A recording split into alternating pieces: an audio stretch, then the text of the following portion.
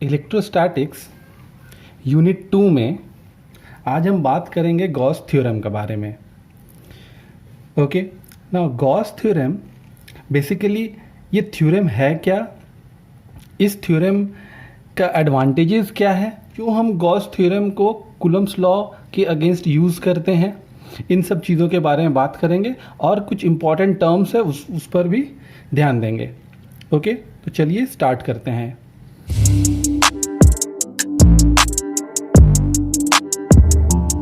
Basically एक famous physicist थे जिनका नाम है जॉन कार्ल फ्रेडरिक गॉस।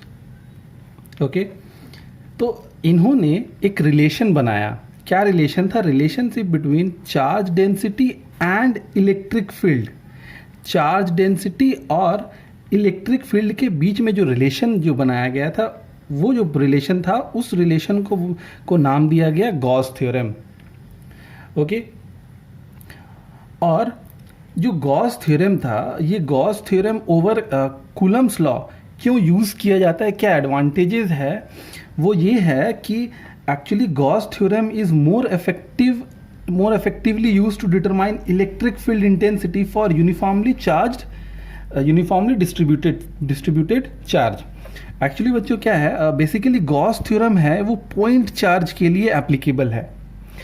ये पॉइंट चार्ज, सपोज दो पॉइंट चार्जेस को रख दिया गया है, अगर ये दोनों पॉजिटिव चार्ज है तो ये एक दूसरे को रिपेल करेगा, और अगर ये ऑपोजिट चार्जेस है तो एक दूसरे को अट्रैक्ट करेगा थ्रू, अगर हम दोनों चार्जेस को उस लाइन में ज्वाइन कर दिए तो उसी लाइन में वो दोनों फोर्स अप्लाई करेगा।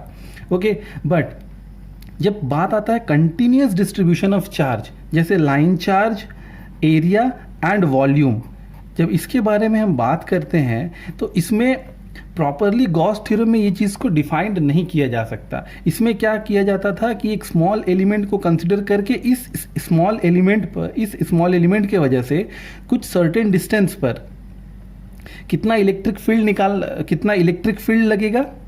ओके, और उसके बाद उसके रिस्पेक्ट में हम लोग इसको इंटीग्रेट करके यहाँ पर टोटल इलेक्ट्रिक फील्ड निकालते थे। ओके, बट गॉस थ्योरम जो इन दोनों के बीच का जो रिलेशन है चार्ज डेंसिटी और इलेक्ट्रिक फील्ड का, इन दोनों का यूज़ करके गॉस थ्योरम यूज़ करके easily continuous distribution, uniformly distributed charge का कितना इलेक्ट्रिक फील्ड प्रोड्यूस करता है वो बहुत ईजिली निकाला जा सकता है।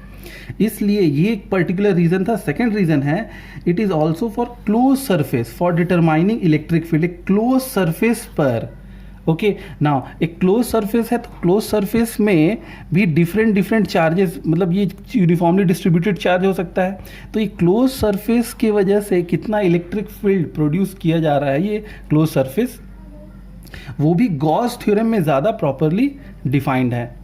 ये ज़्यादा इफेक्टिव है कूलम्ब्स लॉ से, इन दोनों रीजंस की वजह से। ओके, तो इस पर जो डेरिवेशंस है यूनिफॉर्मली डिस्ट्रीब्यूटेड चार्ज का, ये भी हम देखेंगे। Okay, uniformly distributed charge using Coulomb's law, ये हमने ऑलरेडी पढ़ चुका है। ओके, मैंने डिस्क्रिप्शन बॉक्स में दे दिया है, आप जाकर के प्लीज़ कूलम्ब्स लॉ पर जो यूनिफॉर्मली डिस्ट्रीब्यूटेड चार्ज है वो सेक्शन देख लें। गॉस थ्योरम पढ़ने से पहले कुछ इंपॉर्टेंट टर्मिनोलॉजीज़ हैं, कुछ इंपॉर्टेंट टर्म्स है, उसके बारे में देखते हैं कि वो क्या है, और वो जो टर्म्स पढ़ने के बाद उसका एप्लीकेशन गॉस थ्योरम में कैसे है वो पढ़ेंगे, इसलिए पहले वो टर्म्स देखना ज़रूरी है। जो फर्स्ट टर्म है बच्चों वो है एरिया वेक्टर। अब एरिया वेक्टर होता क्या है, सपोज कोई भी पर्टिकुलर सरफेस है, ये जैसे पर्टिकुलर सरफेस है, इसको स्क्वायर ले लो या सर्कल ले लो। ओके, कोई भी सरफेस है, तो ये जो एक्सिस है, ये जो एरिया का, ये पैरेलल टू द एक्सिस है, ये पैरेलल है, इससे जो परपेंडिकुलर जो वेक्टर होगा वो इसका एरिया वेक्टर होगा। Area vector is always perpendicular to the surface. Okay, तो एरिया वेक्टर को डिनोट कैसे करते हैं, ये वेक्टर टर्म है, तो वेक्टर को magnitude it means area of, इसका इस सरफेस का एरिया कितना है, एक कंसिडर किए हैं, और इसका डायरेक्शन किस डायरेक्शन में, एन कैप के डायरेक्शन में, इस डायरेक्शन में है, परपेंडिकुलर है, तो इसका जो वेक्टर जो बनेगा वो एन कैप इंटू मैग्नीट्यूड, यानी डायरेक्शन एंड मैग्नीट्यूड को मिला देंगे तो उसका ये वेक्टर फॉर्म करेगा। तो एरिया वेक्टर कैसे भी आप इस डायरेक्शन में लो, area vector of the disc, तो अगर इसका एरिया ए है तो area vector of the disc क्या बनेगा, डी ए, ये एरिया वेक्टर ए वेक्टर इस डायरेक्शन में हमेशा परपेंडिकुलर, किसी भी एंगल में आप ले सकते हो, सपोज इस एंगल में लोगे तो एरिया वेक्टर इस डायरेक्शन में बनेगा। ओके किसी भी अगर पर्टिकुलर सरफेस है, ये सरफेस को अगर इस पोजीशन पर अगर कट कर दिया जाए तो इसका एरिया वेक्टर इस डायरेक्शन में बनेगा, ए वेक्टर। अगर सपोज एक स्मॉल एरिया है तो डी ए ले लिए, अगर यहाँ पर एक स्मॉल एरिया अगर हम कट कर दिए तो इसका एरिया वेक्टर इस डायरेक्शन में आएगा, डी ए वेक्टर। अगर यहाँ पर कट करें तो ऊपर जाएगा, नीचे कट करें तो नीचे आएगा। तो एरिया वेक्टर जिस पोजीशन पे भी कट किया जाएगा तो उसके बाहर की तरफ होगा, वो होगा एरिया वेक्टर। ओके अब एरिया वेक्टर को डिफाइन कैसे करते हैं देख लेते हैं। Now area vector is defined as the vector of a plane surface. तो एक प्लेन सरफेस का वेक्टर होगा whose magnitude is the area of the figure, whose magnitude is the area of the figure. तो इस figure का area निकाल लेंगे and direction is perpendicular. तो डायरेक्शन हमेशा, ये जो डायरेक्शन एन कैप है ये हमेशा परपेंडिकुलर रहेगा। तो प्रोडक्ट ऑफ इन दोनों का प्रोडक्ट निकालेंगे to the plane surface of the figure. तो ये फिगर का प्लेन सरफेस है तो इन दोनों का प्रोडक्ट निकालेंगे तो एरिया वेक्टर हमको कंसिडर जो है वो मिल जाएगा। ओके अब आते हैं नेक्स्ट टर्म पर। नेक्स्ट टर्म है वो है plane angle. Now basically angle बच्चों दो टाइप्स का होगा, एक प्लेन एंगल और एक सॉलिड एंगल। ओके तो पहले प्लेन एंगल देखते हैं। बेसिकली प्लेन एंगल क्या होता है, तो लोअर क्लासेस में आपने देखा होगा कि अगर एक सर्कल है, एक सर्कल को सेंटर पर ओ है एज ए सेंटर, तो यहाँ से अगर एक इसका और यहाँ इस पोजीशन पर, दो पोजीशंस पर अगर रेडियस से कट कर दें, सेम डिस्टेंस पर हो, सेम डिस्टेंस पर अगर कट कर दें, ये आर है और ये भी आर है। ओके और दो अलग अलग पॉइंट्स पर अगर कट कर दिया जाए, सपोज ये ए और बी है, तो ए बी क्या बन जाएगा, आर्क बन जाएगा, ठीक है। और ये जो एल है ये आर्क लेंथ है। ओके तो ये क्या एंगल, अगर इस दोनों को अगर रेडियस पे सेंटर पे ज्वाइन कर दें तो दोनों रेडियस हो जाएगा, तो ये सर्टेन एंगल बनाएगा, वो है एंगल थीटा। ओके तो ये जो एंगल है, ये जो थीटा है, ये एंगल है प्लेन एंगल, जो एक प्लेन सरफेस पर बना हुआ है। ओके ना अब प्लेन एंगल को का फॉर्मूला कैसे फॉर्मुलेट कैसे करते हैं। ना वी नो दैट जो एंगल आर्क है, arc length is equals to radius into plane angle, arc length is equals to radius into arc length. तो where theta is equals to L by R, ये theta क्या हो जाएगा, L upon R. Okay now if अगर ये condition दे दिए, if theta equals to 1 radian, ठीक है, ये जो एंगल आएगा वो रेडियन में आएगा। अगर थीटा 1 रेडियन है, ठीक है, तो क्या हो जाएगा, जो length of the arc equals to radius of the circle हो जाएगा। ये चीज़ का ध्यान रखना। ओके जब एंगल अगर 1 रेडियन हो जाएगा। ओके और रेडियन को डिग्री में कैसे कन्वर्ट करते हैं, याद रखना, हमेशा ये रेशियो को याद रखना, 180 degree equals to pi radian. Okay 180 degree equals to pi radian, ये हमेशा रेशियो को याद रखना। तो 180 degree equals to pi radian का मतलब हो गया, तो 1 डिग्री कितना हो जाएगा, 1 degree equals to pi upon 180 radian. तो 1 डिग्री का एंगल मिल जाएगा। तो इससे अगर कितना भी डिग्री का एंगल निकालना होगा तो रेडियंस में निकाल सकते हैं। ओके और अगर 1 रेडियन निकालना हो तो 1 रेडियन क्या हो जाएगा, 1 रेडियन, ये पाई नीचे आ जाएगा, तो 180 अपॉन पाई। ये बहुत यूजफुल टर्म है, 180 degree equals to pi radian, बस इस तरीके से बच्चों याद रखना। ओके ना अब इसका डेफिनेशन देख लेते हैं क्या है। तो आज जो प्लेन एंगल का डेफिनेशन क्या होगा, the arc of a circle cut by 2 radius. तो arc of a circle is cut by 2 radius and the angle made is called plane angle. तो ये जो एंगल बनाएगा वो कौन सा एंगल होगा, प्लेन एंगल होगा। ओके और ऐसा यूनिट क्या हो जाएगा, वो हो जाएगा रेडियन। ओके तो बेसिकली प्लेन एंगल का हम लोग जो ऐसा यूनिट लेंगे वो रेडियन में लेंगे। ओके नाउ अभी जो थीटा अगर 1 रेडियन कब होगा, तो थीटा 1 रेडियन कब होगा। नाउ इसके लिए डेफिनेशन है, the angle which an arc of length equal to radius of the circle, means जो length of the arc equals to radius of the circle हो गया, subtend at the centre of the circle is called 1 radian. तो उस case में जो radius circle of the जो angle होगा वो 1 रेडियन होगा। ओके तो होपफुली आपको ये प्लेन एंगल के बारे में अच्छे से समझ आया होगा। अब चलते हैं हम लोग सॉलिड एंगल। तो सॉलिड एंगल क्या होता है वो देख लेते हैं। अगर देखो, अगर ये स्फीयर को हम कंसीडर करें तो स्फीयर यानी 3 डायग्राम, प्लेन एंगल 2D था, ये है 3D। Okay, now solid angle क्या होता है, अगर एक सपोज एक स्फीयर को कंसिडर किए, उस स्फीयर के सरफेस पर एक स्मॉल आर्बिट्रली एक एलिमेंट ले लिए, वो एरिया एलिमेंट। एरिया एलिमेंट क्या हो जाएगा, वो डी एलिमेंट है, ठीक है। तो वो एरिया अगर सेंटर पे जो एंगल सबस्टेंड करेगा, जो पूरा का पूरा एरिया, जैसे इस तरह से दिखाया गया, पूरा का पूरा area as a 3D shape में, जैसे यहाँ पर दिखाया गया, ये 3D शेप में पूरा का पूरा एरिया जो एंगल बनाएगा, ये एरिया जो एंगल बनाएगा, वो एंगल होगा सॉलिड एंगल। जैसे ये कोन में आपको दिख रहा होगा, ये जो एंगल होगा वो होगा सॉलिड एंगल। और सॉलिड एंगल को डिनोट करते हैं हम लोग ओमेगा से, ओमेगा से। तो ओमेगा ना, अब ये जो छोटा एलिमेंट है, स्मॉल एलिमेंट है, वो है डी ए, तो इसके लिए स्मॉल एंगल बनेगा डी ओमेगा। ओके, तो पूरा एलिमेंट के लिए क्या हो जाएगा, वो पूरा एलिमेंट डी ओमेगा क्या ओमेगा हो जाएगा। ओके, तो पूरा एंगल जो हो जाएगा वो ओमेगा हो जाएगा इसका, स्फीयर का। ओके, ना अब सॉलिड एंगल का डेफिनेशन देख लेते हैं। सॉलिड एंगल को डिफाइन कैसे करते हैं, the angle subtended at the centre of the sphere by the surface area of that sphere. The angle subtended at the center of the sphere by the surface area of that sphere is called solid angle, denoted by omega. Okay, now for dA area, solid angle is d omega and radius r is d omega equals to dA by r square. Okay, now suppose इस अब ये actual ये जो ratio है, okay ना, omega 1 कैसे होगा ना, इसका एसआई यूनिट भी बताऊंगा मैं। एसआई यूनिट क्या होता है, सॉलिड एंगल का एसआई यूनिट क्या होगा। प्लेन एंगल का तो रेडियन हो गया, सॉलिड एंगल का क्या होगा ना, देखो ओमेगा 1 कब होगा, डी ओमेगा, जब d area vector equals to radius का स्क्वायर। ये जो एरिया अगर हम निकालेंगे, ये जो एरिया निकालेंगे, ये रेडियस का स्क्वायर होना चाहिए, तब ओमेगा इक्वल्स टू 1 होगा। और ये कंडीशन एप्लीकेबल होगा तभी ये पॉसिबल है। ओके, तो अब इसका एसआई यूनिट पर चलते हैं। इसका एसआई यूनिट देख लेते हैं क्या है। SI unit of solid angle is steradian. SI unit of solid angle is steradian. Steradian जो सॉलिड एंगल है उसको स्टेरेडियन में हम डिनोट करते हैं, स्टेरेडियन से डिनोट करते हैं। ओके, तो 1 जो स्टेरेडियन है, 1 omega, that is 1 d omega, कब हुआ था, जब area vector d A vector equals to r square होगा, तब ये एंगल 1 होगा। ओके, 1 ओमेगा होगा। ओके, नाउ 1 स्टेरेडियन को डिफाइन कैसे करते हैं, now the solid angle subtended by a part of the sphere. Okay, तो वो जो एक स्मॉल एलिमेंट जो पार्ट था वो लिए थे। ओके, तो पार्ट ऑफ द स्फीयर, तो ये सरफेस है, वो पार्ट है उस स्फीयर का। At the centre of that sphere when the area of that part is equal to square of the radius.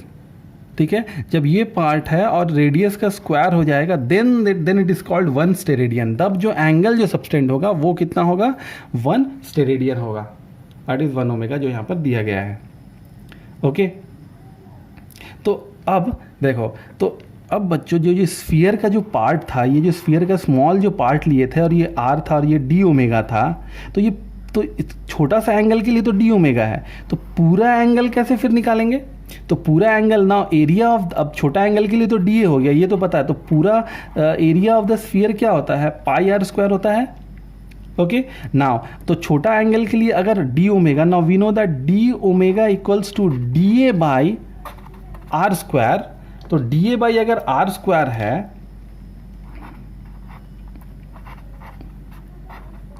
By are square है, तो पूरा एंगल को अगर ओमेगा से डिनोट करेंगे तो एरिया क्या हो जाएगा, ए हो जाएगा, पूरा का एरिया।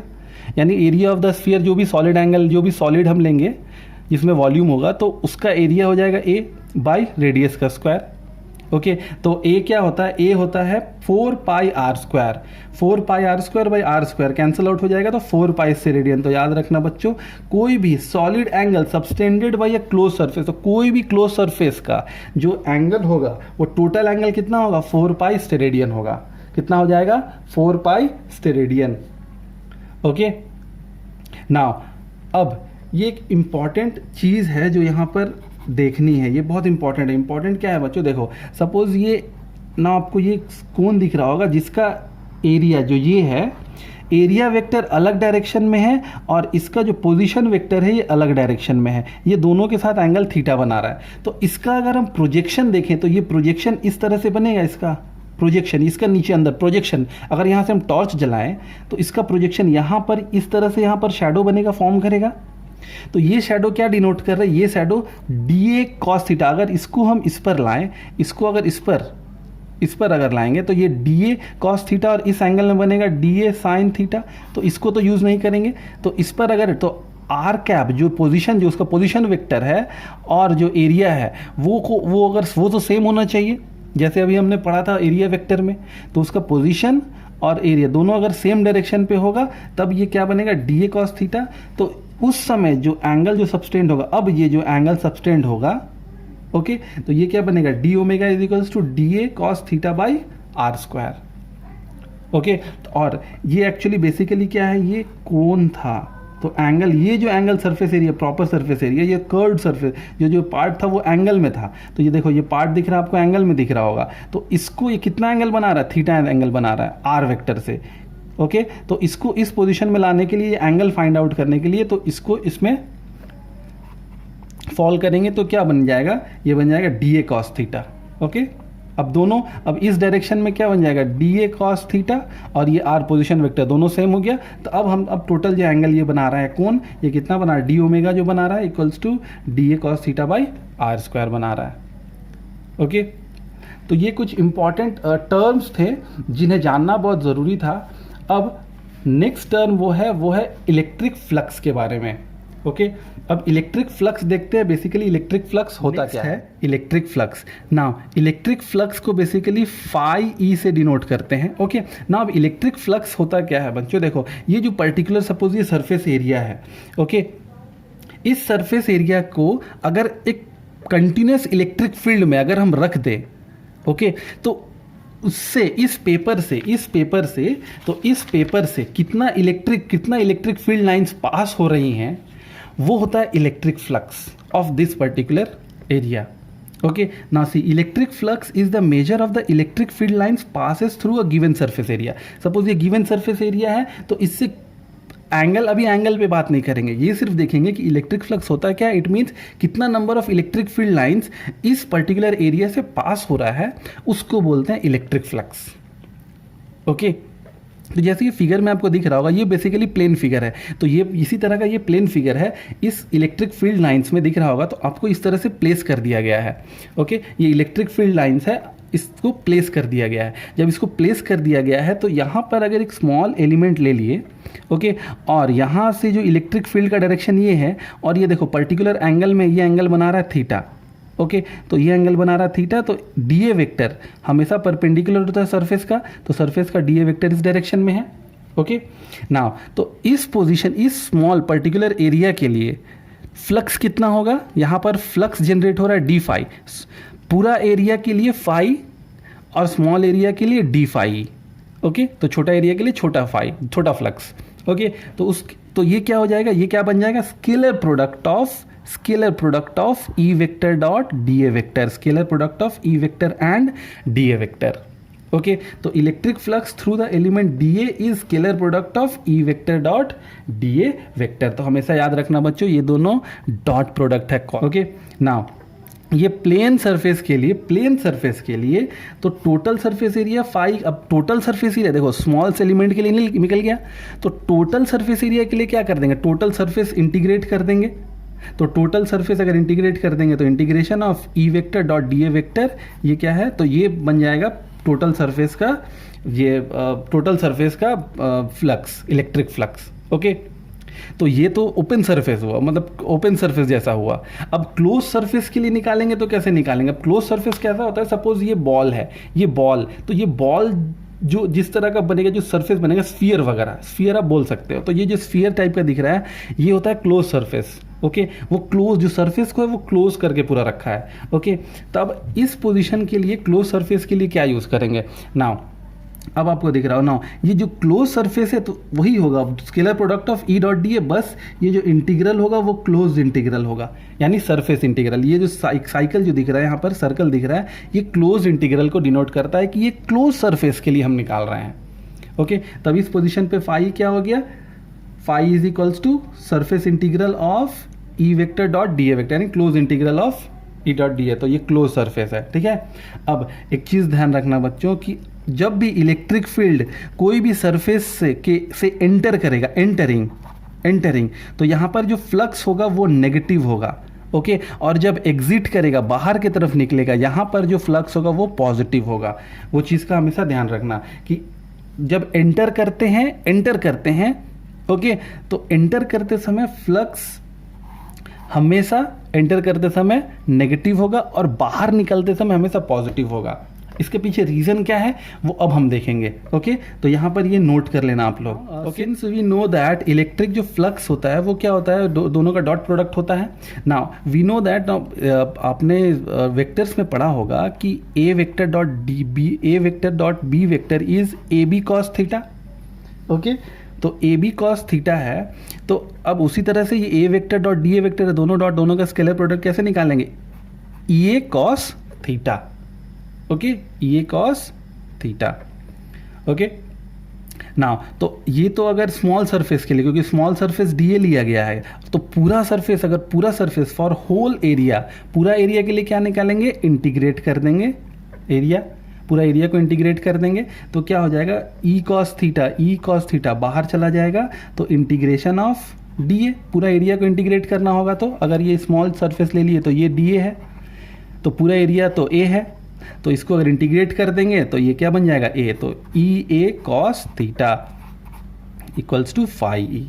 ये याद रखना बच्चों कि पूरा सरफेस एरिया के लिए ई ए कॉस थीटा होता है, ओके। नाउ ये कॉस थीटा का मतलब क्या है, कॉस थीटा का मतलब है कि अगर ये इलेक्ट्रिक फील्ड लाइंस है, जो इलेक्ट्रिक, तो ये क्या बना, जो इसका डी ए वेक्टर है, जो ये सरफेस का डी ए वेक्टर है और ई वेक्टर है, ये ई वेक्टर है और ये जो डी ए वेक्टर है ये थीटा डिग्री बना रहा है, ओके। और हमने क्या पढ़ा था कि ये जो डी ए वेक्टर है ये अगर इस पर आ जाएगा, इसका मतलब है कि इसका जो कंपोनेंट है, इसका जो कंपोनेंट बनेगा साइन थीटा और कॉस थीटा, तो ये ई वेक्टर के अलोंग होना चाहिए।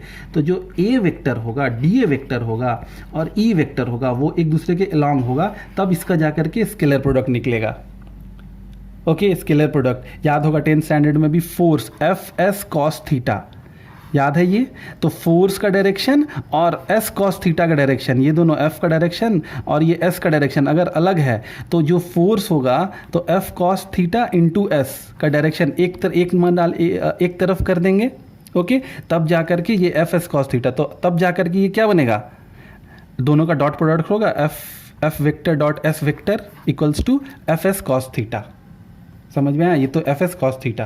तो क्या होता है इसका, अगर कोई भी जो हम स्केलर प्रोडक्ट निकालते हैं तो स्केलर प्रोडक्ट का एक वेक्टर दूसरा वेक्टर के अलोंग होना चाहिए, एक डायरेक्शन में होना चाहिए, तब जाके उसका स्केलर प्रोडक्ट निकलेगा, ओके। तो सेम चीज़ यहाँ पर भी है कि ये जो ई वेक्टर है और डी ए वेक्टर है ये इसके अलोंग होना चाहिए, तो क्योंकि दोनों के बीच में एंगल थीटा है तो इसके अलोंग हो जाएगा, तो क्या हो जाएगा, थीटा, तो थीटा कॉस थीटा बन जाएगा, तो ये कॉस थीटा ये हुआ, ओके। नाउ अब चेक करते हैं, अब इसमें जो कंडीशंस है वो चेक करते हैं। ये कंडीशंस क्या क्या है, देखो ये कंडीशंस ये हैं कि अगर थीटा जीरो है, जीरो का मतलब क्या है, जो डी ए वेक्टर है और ई वेक्टर है ये एक दूसरे के अलोंग है, एक ही डायरेक्शन में है, ओके। इट मीन्स अगर दोनों प्रॉपरली दिया गया है कि इसी तरह से दिया गया है कि इसके फ्लक्स एक ही डायरेक्शन में है, इट मीन्स तो कॉस थीटा क्या हो जाएगा 1, तो ये अगर ये पार्ट 1 हो गया तो क्या बचेगा, ई ए यहाँ पर, यानी फ्लक्स ई मैक्सिमम होगा। इट मीन्स कि अगर कोई भी सरफेस इस तरह से खड़ा है, परपेंडिकुलर है, इस सरफेस एरिया, एक एरिया वेक्टर नहीं, वेक्टर तो इसके हमेशा एरिया के अलोंग होता है, सरफेस एरिया के बारे में बात कर रहे हैं। ये पूरा सरफेस एरिया किसी भी वेक्टर, किसी भी इलेक्ट्रिक फील्ड में अगर परपेंडिकुलर जैसा खड़ा है तो यहाँ पर मैक्सिमम होगा। आप देख रहे होगा अगर इसको एंगल में कर दिए तो यहाँ से मैक्सिमम नहीं निकलेगा, लेकिन यहाँ पर अगर ये मैक्सिमम है यानी ये इसके परपेंडिकुलर है तो ये मैक्सिमम होगा। और एरिया वेक्टर हमेशा इस एरिया का परपेंडिकुलर होगा, बाहर की तरफ होगा, इसीलिए ई और एरिया वेक्टर अलोंग हो जाएगा तो ये मैक्सिमम निकलेगा। लेकिन जब ये सरफेस के बारे में बात करेंगे तो ये सरफेस का एंगल और ई का एंगल 90 डिग्री पर रहेगा, तब जाके ये मैक्सिमम हो जाएगा, ओके। नाउ सेकंड केस पे चलते हैं। अगर थीटा, इट मीन्स, तो ये थीटा है याद रखना, थीटा ई वेक्टर DA और E वेक्टर के बारे में बात कर रहे हैं, ठीक है। तो जब 90 डिग्री हो जाएगा, इट मीन्स अगर इस तरह से प्लेन सर्फ इस तरह से रखा जाएगा और इलेक्ट्रिक फील्ड इस डायरेक्शन में, तो देख रहे हो मिनिमम, अगर बहुत सारा इलेक्ट्रिक फील्ड है तो मिनिमम इस पर कट करेगा, टच करेगा। तो ये मैक्सिमम है, देखो मैक्सिमम इससे पेनिट्रेट करके जाएगा, लेकिन ये है देखो मिनिमम ऊपर से ऊपर और नीचे से पार हो जाएगा, लेकिन इसके अंदर नहीं जाएगा, बहुत कम। तो इसलिए अगर 90 डिग्री पर रहेगा तो ये जो फ्लक्स मिला है वो ज़ीरो मिला है, ओके। और अब थर्ड केस है, अगर 180 डिग्री है, तो 180 डिग्री कैसे है बच्चों, देख लेते हैं अभी। देखो ये आपको मैंने बताया था कि एंटरिंग, ये एंटरिंग है।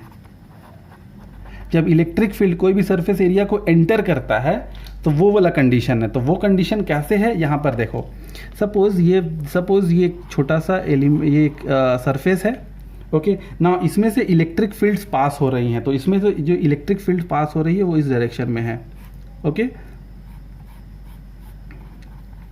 देखो इलेक्ट्रिक फील्ड तो इस सरफेस पे यहाँ पर एंटर कर रहा है, यहाँ पर एग्जिट कर रहा है, ओके ना। यहाँ पर सरफेस एग्जिट कर रहा है, इसका मतलब अब सपोज यहाँ पर एक स्मॉल एलिमेंट ले लिए, ओके, और यहाँ पर भी एक स्मॉल एलिमेंट लिए। अब बताओ बच्चों, देखो ध्यान से देखना, अब बताओ यहाँ पर जो इस एलिमेंट का जो एरिया वेक्टर होगा वो इस डायरेक्शन में होगा, DA, और यहाँ पर जो हम कट करेंगे इसका DA वेक्टर इस डायरेक्शन में होगा, DA वेक्टर। तो ये क्या है, E वेक्टर के अलॉन्ग है, ये DA इसके अलॉन्ग है, लेकिन ये DA और ये E इस डायरेक्शन में है, तो ये इसके 180 डिग्री एंगल पर है, समझ आया। इसलिए जब E को हम कंसिडर करते हैं, जब ये देखते हैं कि कोई भी एरिया है, कोई पर्टिकुलर क्लोज सरफेस है, तो क्लोज सरफेस से जब इलेक्ट्रिक फील्ड एंटर करेगा तो वहां पर इलेक्ट्रिक फील्ड देखो एक दूसरे से ऑपोजिट है, इट मीन्स 180 डिग्री एंगल बना रहा है, इट मीन्स माइनस आएगा फ्लक्स। और जब दोनों 0 डिग्री मीन्स दोनों सेम डायरेक्शन पे होगा, जब दोनों सेम डायरेक्शन पर होगा तो यहाँ पर ये मैक्सिमम जो पॉजिटिव बनेगा। तो ये बेसिक रीज़न था कि जब एंटर करता है इलेक्ट्रिक फील्ड, इसीलिए मैंने आपको बताया था कि जस्ट याद रखो, जहाँ पर एंटर करेगा वहाँ माइनस EA और जहाँ से एग्जिट करेगा प्लस EA, और 90 डिग्री पर 0। ये तीनों कंडीशंस बहुत इंपॉर्टेंट, ये तीनों कंडीशंस पर बेस्ड इंपॉर्टेंट न्यूमेरिकल्स रहेगा और डेरिवेशंस रहेगा, ओके। तो होपफुली आपको ये बेसिक फंडा समझ आया होगा इलेक्ट्रिक फ्लक्स का। अब इलेक्ट्रिक फ्लक्स का SI यूनिट देख लेते हैं कि क्या है। SI unit and dimension of electric flux, okay. तो SI unit and dimension of electric flux क्या है, देखो we know that EA is equals to EA cos theta, okay. तो फॉर कॉस थीटा तो एंगल है, इसको नहीं यूज़ करेंगे। तो E के लिए SI यूनिट क्या हो जाएगा, newton per coulomb into metre square, okay, newton per coulomb into metre square. तो newton per coulomb metre square, okay. और अनदर यूनिट जो होता है वोल्ट मीटर होता है, VM वोल्ट मीटर, ओके ना। वोल्ट मीटर को कैसे कन्वर्ट करना है ये छोटा सा है, ये देख लेते हैं, ठीक है ना। 1 volt equals to how much, कितना मीटर स्क्वायर होता है, ठीक है। तो इसका एसेंट 1 ही होगा, ठीक है ना। 1 वोल्ट ना, वोल्ट क्या होता है, पोटेंशियल क्या होता है, work done by charge. 10th standard में आपने पढ़ा होगा कि पोटेंशियल क्या होता है, वर्क डन बाई चार्ज। उस चार्ज को लाने में कितना वर्क डन किया है तो वो होता है potential, that is work done by charge, okay. Work done by charge into metre, okay. Now what is work done, force into displacement. तो फोर्स के लिए F और डिस्प्लेसमेंट के लिए मीटर M यूज किया गया है, ओके। एंड बाई चार्ज है ही। नाउ ये मीटर क्या हो जाएगा, मीटर स्क्वायर, और फोर्स बाई चार्ज। तो फोर्स का ऐसा यूनिट क्या है, न्यूटन, और ये कूलम, तो न्यूटन पर कूलम बना, तो न्यूटन पर कूलम ही तो E है, that is force by charge is ही तो E है, इंटू मीटर स्क्वायर। तो E है newton per coulomb into metre, that is metre square per coulomb. समझ आया, ओके। ये बहुत इंपॉर्टेंट था ना। अब डायमेंशन पे चलते हैं। डायमेंशन बच्चों याद रखना बहुत ज़रूरी है शॉर्ट क्वेश्चंस के लिए ना। डायमेंशन क्या हो जाएगा ना, newton per coulomb into metre square. Newton का क्या होता है, MLT to the power -2, coulomb के लिए AT, ओके, क्योंकि कूलम डिराइव्ड यूनिट है और जो A है एम्पियर है यानी करंट, वो फंडामेंटल यूनिट है। तो फंडामेंटल यूनिट के टर्म्स में लिखा गया है, कैसे लिखा है, I is equals to Q by T। तो Q is equals to I into T, तो ये उसी का डायमेंशन है AT into L square, okay. तो L स्क्वायर, ना L square into L cube, M single है और T ऊपर चला जाएगा, -3 है, तो ये हो गया इसका डायमेंशन, ओके।